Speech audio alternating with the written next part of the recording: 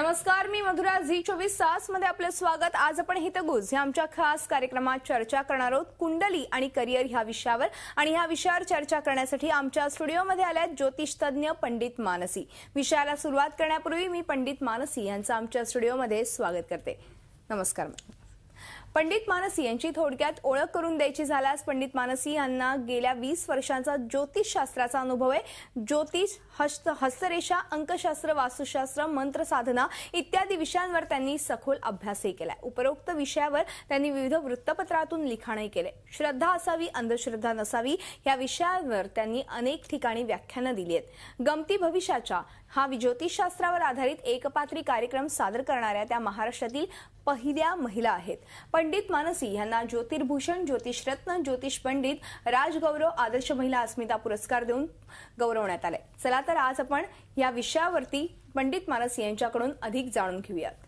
अर्थात पुन्हा एकदा स्वागत आहे पंडित मानसी. आणि आपण आजचा विषय जो निवडलेला आहे तो फार महत्वाचा आहे, कारण की आता रिझल्ट लागतीलच जूनमध्ये. आणि अर्थात कुठलं करिअर निवडावं ह्यासाठी आई वडिलांची जशी धावपळ असते तशी त्या मुलांचीही धावपळ सुरू होते. आणि अर्थात आवडतं करिअर नाही मिळालं तर थोडेसे ते नर्वसही होतात.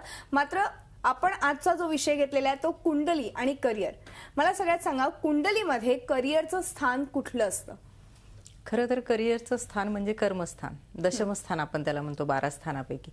पण या 12 स्थानापेक्षा आपण आधी ज्या वेळेला करिअरचा विचार करतो त्यावेळेला आपल्याकडे काय आहे, म्हणजे आपण शिक्षणात किती प्रगती करतो याच्यासाठी पंचमस्थान पाहावं लागतं. पंचमस्थान हे विद्याबुद्धीचं स्थान आहे आणि त्यामध्ये पंचमस्थानाचा जो स्वामी आहे तो गुरु. पंचम विचार करावा लागतो. या तिन्ही स्थानानंतर जे स्थान येतं ते धनस्थान, द्वितीय स्थान 12 स्थानापैकी. आणि नंतर येतं ते लाभस्थान. म्हणजे आपल्याला किती आपण काय कर्म करतो, सुरुवातीला म्हणजे आपलं शिक्षण कसं होतं, नंतर आपला भाग्योदय कसा होतो, नंतर आपण काय कर्म करतो आणि नंतर आपल्याला लाभ किती मिळतो, मग आपल्याला धनप्राप्तीकडे. त्यामुळे ह्या प्रत्येक विषयामध्ये म्हणजे क्षेत्र ज्यावेळेला आपण निवडतो करिअरचं त्यावेळेला ह्या सर्व स्थानाचा विचार करावाच लागतो. पण कर्मस्थानाबरोबर जे षष्ठ स्थान येतं तितकंच ते महत्वाचं असतं. म्हणजे आपण असं म्हणतो की 6, 8, 12 ज्योतिषशास्त्राप्रमाणे ह्या तिन्ही स्थानांना पापस्थान मानलं जातं. पण ज्यावेळेला आपण या तिन्ही स्थानांना पापस्थान मानतो आणि कर्मस्थानाचा ज्यावेळी विचार करतो त्यावेळी षष्ठ स्थान हे कर्मस्थानाच्या तितकंच मोलाचं आहे. बरं. म्हणजे कर्म त्रिकोण आपण म्हणतो ना, 10, 2 आणि 6 या तिघांना कर्म त्रिकोण म्हणतो. त्यामुळे ह्या क्षेत्राचा विचार करताना ह्या स्थानांना आधी प्राधान्य द्यावं लागतं आणि हे महत्वाचे स्थान ठरतात.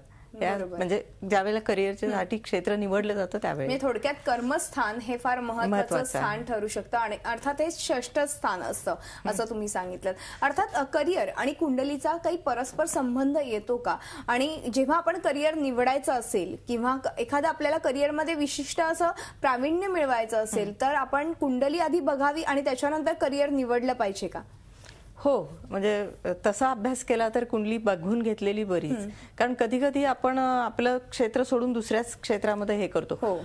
ते का होतं तर त्यावेळेला आपल्याला एखादा ग्रह प्रभावित होतो आणि त्याच्या अधीन आपण जातो आणि आपलं क्षेत्र वेगळंच असतं आणि त्याची आवड, ज्याला आपण म्हणतो की हॉबीज म्हणून मी हे करतो, पण कधी कधी आपल्याला आवडीनुसार आपण तिथे जाण्याचा प्रयत्न करतो, मग ते करिअर नाही होत. म्हणजे कुणाला चित्रकला आवडत असते पण तुमचं क्षेत्र वेगळंच दाखवत असतं. यामध्ये ग्रहांचा विचार जास्त असतो. कारण जितके स्थानाला महत्व आहे तितकंच राशींना महत्व आहे, जितकं राशींना महत्व आहे तितकंच ग्रहांना महत्व आहे. इथे ग्रह प्रत्येक क्षेत्रानुसार बदलतात.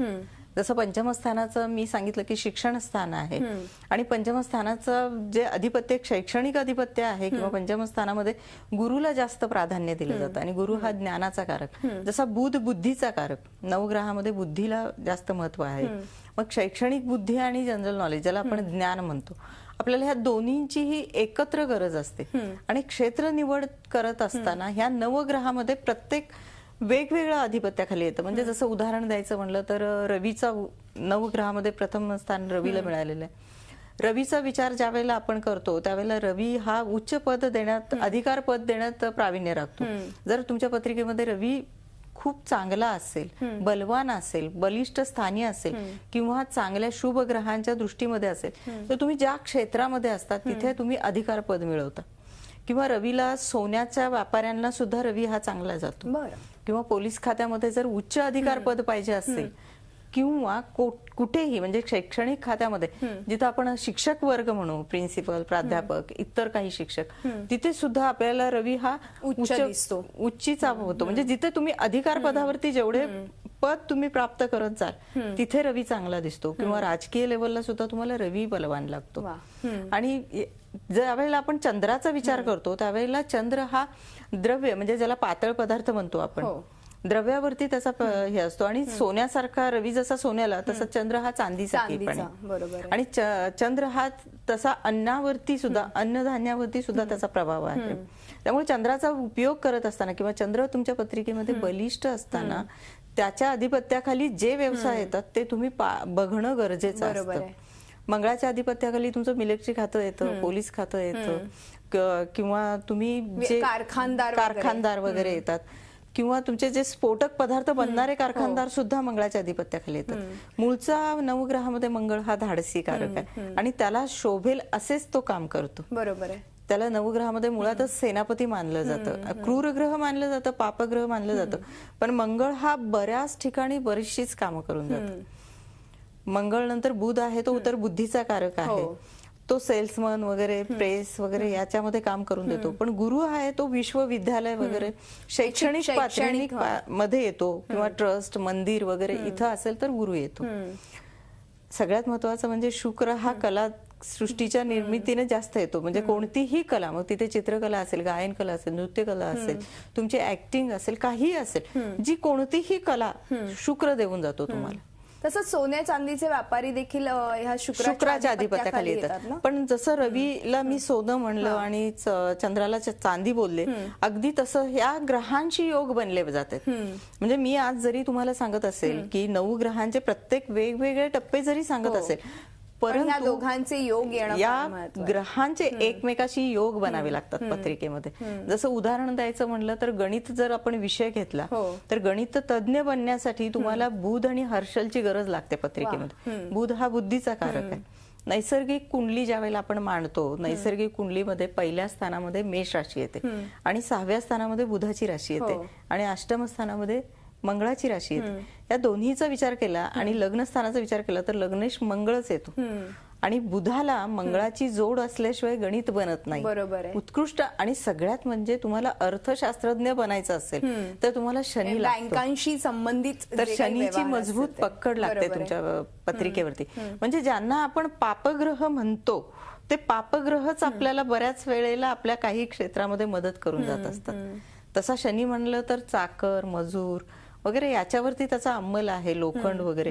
पण लोखंडाचे कारखाने, मोठमोठे यंत्रसामुग्री येते, तिथे मंगळ काम करतो. बरोबर आहे. म्हणजे तुम्ही नेमकं कोणत्या क्षेत्रामध्ये जाणार, तुम्ही नोकरी करणार, व्यवसाय करणार, कुठेही काही करा, म्हणजे नोकरी करा किंवा व्यवसाय करा, तुम्ही कोणतं क्षेत्र निवडलं पाहिजे किंवा काय केलं पाहिजे ही तुम्हाला पत्रिकाच दाखवून देते. बरोबर आहे. पण पत्रिकेमध्ये ज्या ज्या वेळेला काही लोक मला विचारतात की आमच्या पत्रिकेमध्ये रवी मजबूत आहे, मंगळ छान आहे, मग याचं काय? एका ग्रहावरती तुम्ही अवलंबून राहू नाही शकत. बरोबर. बऱ्याच वेळेला त्याचे योग बनले जातात.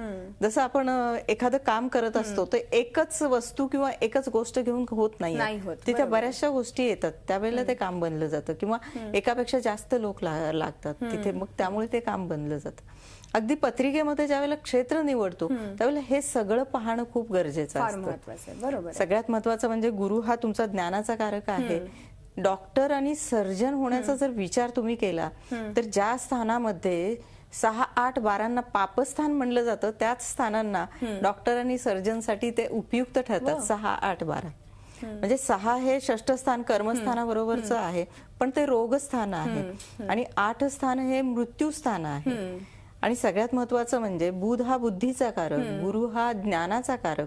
पण तुमच्याकडे बुद्धी आणि ज्ञान असून सुद्धा तुमच्याकडे धाडस लागतं सर्जरी वगैरे करण्यासाठी आणि तिथे तुम्हाला मंगळाचा आधार घ्यावा लागतो. पण हे सगळे गोष्टी करत असताना किंवा एखादा मजूर वगैरे, म्हणजे आपल्या हाताखाली खूप काही मजूर आहेत, कामगार आहेत, याच्यावरती वर्चस्व दाखवण्यासाठी ते सुद्धा धाडस मंगळाचं आहे.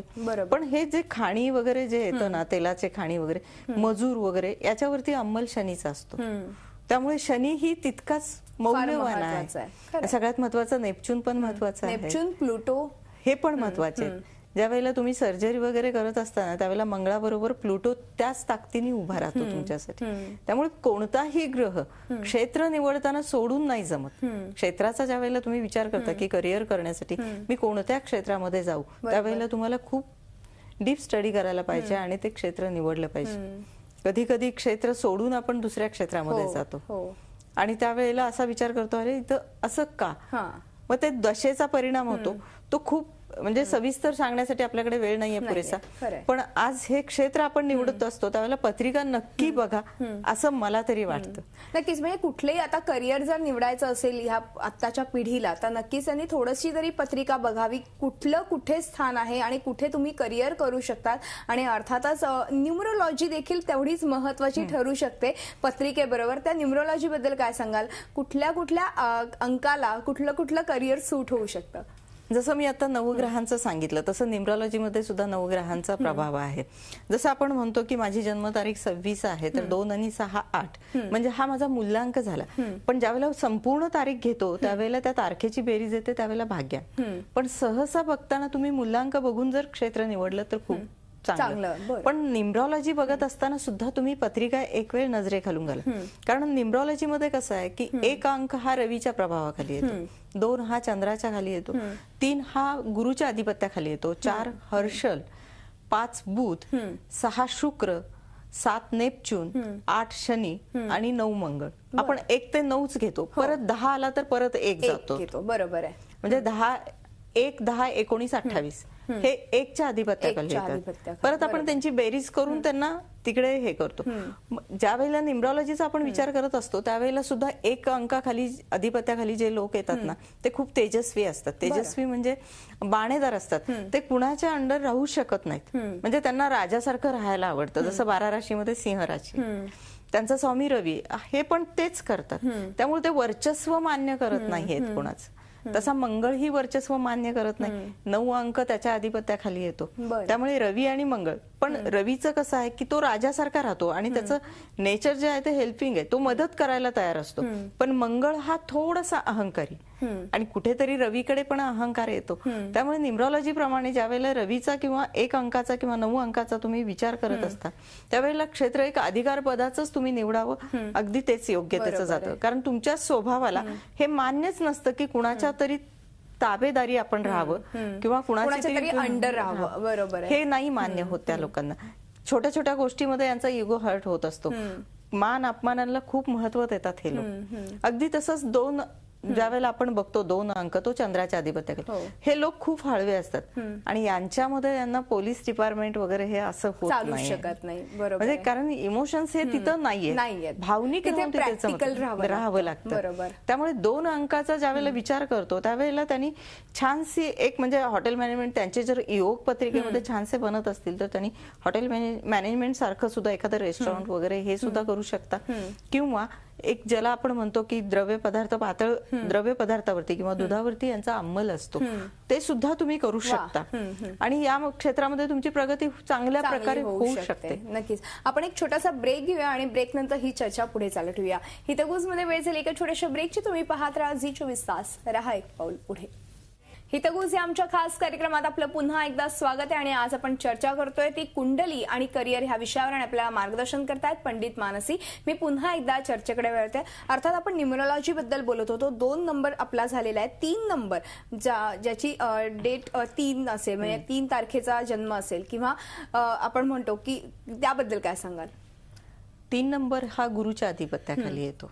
ज्या लोकांची 3 तारीख 3 मूल्यांक येतो किंवा भाग्यांक 3 येतो त्या लोकांनी गुरुच्या अधिपत्याखाली म्हणजे कसं यांना बोलण्याची जास्त सवय असते. म्हणजे बडबडणे हा बुधाचा गुणधर्म आहे, तो 5च्या अधिपत्याखाली येतो. बुद्धीचा कारक ही तो आहे. म्हणजे व्यवस्थित कुणाशी कसं बोलावं हे त्यांना समजतं. पण काही ज्ञानावरती लेक्चर देणं जी स्पीच पॉवर असते ती लोकांची गुरुच्या अधिपत्याखाली येते. त्यामुळे अध्यापक किंवा एक शिक्षक प्रिन्सिपल वगैरे याच्यामध्ये छानसं काम करतात, किंवा हे लोक आध्यात्मिक लेवलला सुद्धा छानसे जाऊ शकतात. त्यामुळे ट्रस्ट किंवा देवधर्माचे जे कार्य असतात त्याच्यामध्ये सुद्धा या लोकांना खूप आवड असते. त्यामुळे या क्षेत्रामध्ये सुद्धा या लोकांची प्रगती होऊ शकते. आणि उच्च पद ज्या वेळेला मागणी असते यांची, त्यावेळेला जसं 12 आपण म्हणतो, 1 आणि 2 मिळून 3 बनतो. बरोबर. म्हणजे 1 हा रवीच्या अधिपत्याखाली, 2 हा चंद्राच्या अधिपत्याखाली आणि त्याचा मिळून बनलेला 3. त्यामुळे यांच्याकडे रुबाबदारपणा आणि जास्त म्हणजे इमोशन्स थोडेसे हळवे पण असतात हे लोक, पण शेवटी ज्ञान प्राप्त करतात. ज्ञान प्राप्त करण्यासाठी यांची खूप धडपड असते. बरोबर. त्यामुळे यांचं बोलणं खूप लागवी बनून जातं. त्यामुळे हे 3च्या अधिपत्याखाली जे येतात, गुरुच्या अधिपत्याखाली, त्यांनी ह्या क्षेत्रामध्ये निवड केली तर खूप चांगलं. पण याच्या वेळी परत सांगते की त्यावेळेला कुंडलीत करू शकतात. नक्कीच. मग 4 नंबर. 4 हा हर्षलच्या अधिपत्याखाली येतो. 4 हा खरं म्हटलं तर आपण त्याला नवग्रहामध्ये स्फोटक म्हणतात, पण खरं तो स्फोटक ग्रह असला तरी सुद्धा तो संशोधन करणारा ग्रह आहे. कुणाबरोबरही जाईल तर त्यांच्याबरोबर संशोधन करण्याची याची प्रवृत्ती असते. सायंटिस्ट ज्याला आपण म्हणतो ती कुठल्याही क्षेत्रामध्ये हे लोक, यांच्याकडे प्रश्न जास्त असतात का, आणि यांच्या काला आपण उत्तर देऊ शकत नाही. खूप अगदी म्हणजे एखादा विषय घेतला तर त्याच्या डीपमध्ये जाणं, मग हे असं का, तसं का, ते का, हे का, आणि ते शोधून काढल्याशिवाय शांत बसत नाहीत. अगदी हर्षलच्या अधिपती. आणि यांच्याकडे म्हणजे जसं आपण हर्षलचा विचार ज्या वेळेला करतो ना क्षेत्राच्या बाबतीत, संशोधन म्हणलं की मग ते वैमानिक क्षेत्रामध्ये संशोधन करतील किंवा आगबोटीचं, म्हणजे यंत्रसामुग्रीशी जास्त यांचा संबंध येतो. आणि गणितामध्ये सुद्धा ज्या वेळेला यांना बुधाची साथ मिळते, तर बुध आणि हर्षल एकत्र येत असतील तर अतिशय गणित चांगलं बनतं. कारण 4, 13चा ज्या वेळेला विषय घेतो त्यावेळेला 1 आणि 3 म्हणजे रवी आणि गुरु याचा संमिश्र होऊन 4 बनला जातो. त्यामुळे इथे खूप चांगली फलं दिली जातात 4ला. आणि याच्यानंतर जो 5 आहे तो 5 बुधाच्या अधिपत्याखाली येतो. बुध हा बुद्धीचा कारक आहे, तसाच अगदी बडबडी आहे. तो बोलण्यामध्ये अतिशय हुशार, समोरच्याची फिरकी घेऊन भांबावून सोडण्यामध्ये बुधाच्या अधिपत्याखालची लोक खूप हुशार असतात.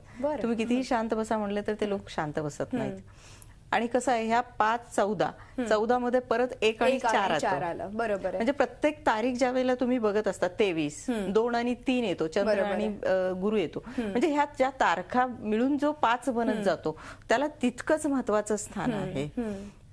त्यामुळे या स्थानांचा, या ग्रहांचा किंवा या नंबरांचा ज्यावेळेला आपण विचार करतो त्यावेळेला कोणत्या कोणत्या नंबरांनी कुठे, तुम्ही प्युअर 5 आहात की 14 बनून 5 बनलेला आहात किंवा 23 बनून 5 बनलेला आहात, इथे सुद्धा ते महत्वाचं आहे. तुमचा मुलांक जो येतो तो कसा येतो नेमका, आणि तुमच्या बरोबर कुणाची साथ. जसं 14 म्हणलं मी, 1 आणि 4 रवी आणि हर्षल तुमच्या बरोबर आहेत, मग तुम्ही 5 बनलेला आहात. मग इथे तुमचं क्षेत्र निवडत असताना कसं निवडलं पाहिजे. मी जसं म्हणलं बुधाला हर्षलची किंवा रवी हा उच्च पद घेतो. ज्यावेळेला तुम्ही गणित तज्ञ होता किंवा गणित अर्थशास्त्रज्ञ होता, तुम्ही त्या क्षेत्रामध्ये कोणत्या क्षेत्रामध्ये जाल याच्यासाठी तुम्हाला रवीची कितपत साथ आहे. आणि ह्या न्यूमरॉलॉजी प्रमाणे ज्या वेळेला तुमच्या पत्रिकेमध्ये ग्रह जर उच्चीचे बनत असतील, तेच ग्रह, तर तुम्हाला खूप मौल्यवान साथ देऊन जातात ते. बरोबर आहे. 5 नंतर येतो तो शुक्र. आणि शुक्राचा अधिपती आहे, शुक्र हा म्हणजे शुक्रच आहे, ऐश्वर्याचा प्रतीक आहे, कलाकारांचा प्रतीक आहे. म्हणजे सिनेमा, नाटक वगैरे याच्याशी संबंधित शुक्र आहे. कोणतीही कला, म्हणजे मग तिथे चित्रकला असेल, गायन कला असेल, नृत्यकला असेल किंवा तुमचं अक्षर असेल, सुंदर, कधी कधी सुंदर सुरेल, अगदी म्हणजे सुबक अक्षर असतं काही काही लोकांचं, त्यावेळेला आपण म्हणतो अरे किती सुंदर अक्षर आहे. तर हे ज्या वेळेला येतं त्यावेळेला ते बुध आणि शुक्र एकत्र आल्यानंतर येतं. बुध, शुक्र आणि गुरु, किंवा बुध, गुरु, शुक्र आणि चंद्र यांचा त्रिवेणी संगम जिथे जिथे बनतो ना, त्यावेळेला आपल्याला वेगळं काहीतरी बघायला मिळतं इथे. आणि शुक्र हा अगदीच म्हणजे या लोकांची राहणी कधीही बघायची. कुंडलीमध्ये लग्नी शुक्र असेल किंवा शुक्र पत्रिकेमध्ये उच्चीच असेल किंवा न्यूमरॉलॉजी प्रमाणे तुम्ही 6, 15, 24 येत असाल तर तुम्ही 6 बनता, तर या लोकांना खूप उच्च राहणी आवडते. म्हणजे प्रत्येक गोष्ट त्यांना त्यांची चांगली लागते आणि ती क्वालिटी शोधत, तो ब्रँड शोधत हे लोक पळत असतात. आणि ज्या वेळेला पळतात त्यावेळेला त्यांना ते कष्ट करावं लागतं. म्हणजे या न्यूमरॉलॉजी मध्ये सुद्धा किंवा पत्रिकेमध्ये शुक्राचं अधिष्ठान कुठे आहे ते फार महत्वाचं आहे. म्हणजे तो ऐश्वर्याचाही आहे. त्यामुळे संपत्ती यांच्यासाठी खूप मौल्यवान फार आणि मौल्यवान महत्वाची आहे. ठरते. आपण अजून एक ब्रेक घेऊया आणि ब्रेक नंतर 7 आणि 8 या अंकशास्त्राबद्दल बोलूया आणि वास्तुशास्त्रानुसार मुलांनी कुठे अभ्यासाला बसावं याबद्दलही मला जाणून घ्यायचंय. पण ब्रेक नंतर हितगुज मध्ये वेळ झाली एका छोट्याशा ब्रेकची. तुम्ही पाहत राहा झी 24 तास, रहा एक पाऊल पुढे.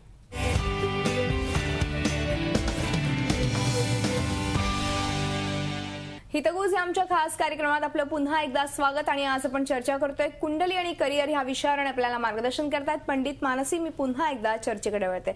अर्थातच आपला 7 नंबर सुरू होता. काय 7 नंबरचं वैशिष्ट्य आहे आणि कुठे करिअर करता येऊ शकतं? 7 नंबर हा नेपच्यूनच्या अधिपत्याखाली येतो. ज्या वेळेला नेपच्यून आहे ना, काहीतरी बनवणं किंवा कलाकृती निर्माण करणं आणि कुणाबरोबर तरी काम करणं हे वर्चस्व नेपच्यूनला मिळालेलं आहे. ज्यावेळेला तुम्ही नेपच्यूनच्या अधिपत्याखाली येता त्यावेळेला तुमच्याकडे कलाकुसर जास्त असते. काही काही लोक म्हणतात की शुक्राच्या अधिपत्याखाली येतो, पण बनवणं, जसं आपण म्हणतो ना वास्तुकला, ती विश्वकर्मानी बनवली, त्यांनी सुरुवात केली. वास्तूची देवता आपण एक म्हणू शकतो त्यांना, म्हणजे घडवणारी देवता. अगदी नेपच्यून या प्रकारे करू शकतो. किंवा नेपच्यून ज्या वेळेला तुम्ही सर्जन डॉक्टर यामध्ये असता त्यावेळेला सुद्धा नेपच्यून तुम्हाला तितकाच मदतनीस ठरतो या क्षेत्रामध्ये.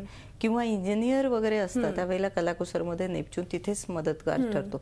बुधाबरोबर नेपच्यून असतं त्यावेळेला डेंटिस्ट बनण्यासाठी तुम्हाला खूप छान. डेंटिस्ट लोकांना कलाकुसर लागते. बुध हा तर्कशास्त्राचा अधिपती जाणला जातो, म्हणजे त्याच्याकडे कलाकुसर आहे आणि त्याला नेपच्यूनची साथ मिळाली तर बऱ्याचशा गोष्टी होऊन जातात. त्यामुळे 7चा विचार ज्या वेळेला आपण करतो त्यावेळेला नेपच्यूनचा विचार करून नेपच्यूनच्या अधिपत्याखाली. पण पत्रिकेमध्ये सुद्धा नेपच्यून बघणं खूप गरजेचं आहे. नेपच्यूनचे योग कोणत्या ग्रहाबरोबर कोणत्या बरोबर आहे पद्धतीने होतात त्याप्रमाणे तुम्हाला क्षेत्र निवडावं लागतं. कारण हर्षल नेपच्यून हे ग्रह इतके 9 ग्रहापेक्षा वेगळे आहेत. ते ज्यांच्या बरोबर जातात तेवढे ताकद तिथे मिळते तुम्हाला. बरोबर, नक्कीच. आणि 8 बद्दल काय सांगाल? 8 हा शनीच्या अधिपत्याखाली येतो. आणि कुठेतरी यमाचा आकडा पण बोलला जातो त्याला. ऍक्च्युली शनी म्हणजे मोक्ष असं म्हणलं जातं आणि शनीचा भाऊ जो आहे तो यम. म्हणजे कसं आहे माहितीये का, मोक्ष प्राप्ती देणं म्हणजे मोक्ष म्हणजे मृत्यू नाहीये. तुम्हाला तुमच्या जीवनामधील षडरूपूवरती विजय मिळवायला सांगणं म्हणजे मृत्यू नाहीये. तुम्हाला त्याचा अर्थ समजावून सांगतो शनी. शनी म्हणलं तर आपण असेही घाबरतो 7.5 वगैरे म्हणून. शनीची महादशा, अरे बापरे 7.5, अरे बापरे, म्हणजे हे सहजपणे निघणारी उद्गार आहेत. मग हा शनी नेमका काय आहे तर शनी हा तेलाची घाणी किंवा जमिनीतली खाणी ज्या आहेत, खनिज द्रव्य पदार्थ वगैरे आहेत त्याच्यावरती अंमल करतो. शनी हा जंगलावरती अंमल करतो, लाकूड तोड, इमारत वगैरे याच्यावरती. ज्यावेळेला तुम्ही इंजिनिअरिंग क्षेत्र निवडता त्यावेळेला इमारत बांधणे वगैरे, मजूर वगैरे याच्यावरती, वीट, माती म्हणजे खनिजाशी संबंध, पृथ्वी जमिनीशी संपर्क जिथे येतो तिथे शनी तुम्हाला त्याच्यावरती अंमल असतो. त्यामुळे इंजिनिअरिंग करताना, इलेक्ट्रिक इंजिनिअरिंग करताना तुम्ही ज्यावेळेला बांधकाम क्षेत्रामध्ये जाता त्यावेळेला शनी तितक्याच गरजेचा आहे तुम्हाला. 8 हा संपूर्ण शनी आहे. मग शनीकडे काय आहे, थोडीशी नर्वसता आहे, नाराजी आहे, विलंब आहे, कोणत्याही गोष्टीमध्ये उशीर करणं हे शनीचं काम आहे. बरोबर. पण शनी हा बघा, मंगळ हा उतावळे आहे. तुम्ही ज्या वेळेला पटकन बोलून जाता समोरच्याला त्यावेळेला तो पश्चाताप होतो ना तुम्हाला. परंतु शनी हा तुम्हाला विचारपूर्वक बोलायला लावतो. भले थोडासा वेळ होतो पण शनी बऱ्याचशा गोष्टी देऊन जातो. 8, 17 आणि 26. 17 असा आहे की रवी आणि नेपच्यून बनून 8 बनतो. 26 असा आहे चंद्र शुक्राच्या, एक म्हणजे चंद्राची कल्पकता आणि शुक्राचा ऐश्वर्य आहे, तिथे उच्च राहणी आहे म्हणून शनी आहे. मग हे लोक पळतात 26चे की मला नाही हे पाहिजे. मग कितीही कष्ट लागलं तर ते मिळवल्याशिवाय राहत नाही. त्यामुळे 8, 17, 26 ह्या शनीमध्ये खूप फरक आहे. नक्कीच. म्हणजे थोडक्यात काय, त्या आपण पत्रिकेबरोबर थोडेसे न्यूमरोलॉजी देखील आपण बघितली पाहिजे. एक शेवटचा आणि महत्वाचा प्रश्न तो म्हणजे वास्तुशास्त्राविषयी. म्हणजे मुलांनी अभ्यासाची जागा कुठे ठेवली पाहिजे मुलांची, आणि अर्थातच वेगळी रूम असली पाहिजे का ह्यासाठी? हो, स्टडी रूम ही कधीही नेहमी वेगळी असली पाहिजे. कारण ईशान्य जागा म्हणजे उत्तर पूर्व मध्ये तुम्हाला अभ्यासाला बसलं पाहिजे. मग तिथे बेडरूम असता कामा नये, मुलांची बेडरूम असता कामा नये, कारण तिथे शांत झोप येत नाही. त्यामुळे तुमची स्टडी रूम आणि बेडरूम ही वेगळी असली पाहिजे. उत्तर पश्चिम बेडरूम साठी चांगली, पण स्टडीसाठी तुम्हाला उत्तर आणि पूर्व मध्ये ईशान्य खूप चांगली आहे आणि ते मुलांनी तिथे अभ्यास बसून करणं गरजेचं आहे. बरोबर आहे. म्हणजे थोडक्यात काय तर वास्तुशास्त्राच्या मदतीने पण तुम्ही तुमचं करिअर खरं तर करू घडवू शकता. शकता आणि अर्थातच कुंडली बघूनही तुम्हाला तुमच्या करिअरची दिशा ठरवता येऊ ठरवता शकते. वेळ संपल्यामुळे आज आपल्याला इथे थांबावं लागते, मात्र तुम्ही आलात आणि खूप मोलाचं मार्गदर्शन आमच्या प्रेक्षकांना केलं, त्याबद्दल मनपूर्वक धन्यवाद. हितगुज या आमच्या खास कार्यक्रमात आज आपण इथेच थांबतो. तुम्ही पाहत राहा झी 24 तास, रहा एक पाऊल पुढे.